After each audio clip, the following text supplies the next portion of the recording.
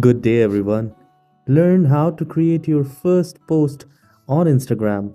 So, you need to open the app, and once you have opened the app, at the bottom right corner, you need to see this profile icon, and there at the bottom, you will find create your first post on Instagram.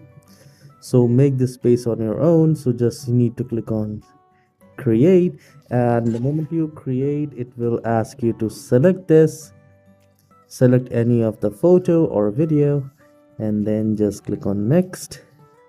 And you can add the audio, you can add the you can search the audios from here, you can add the text, and you can also use the filter, you can do the editing.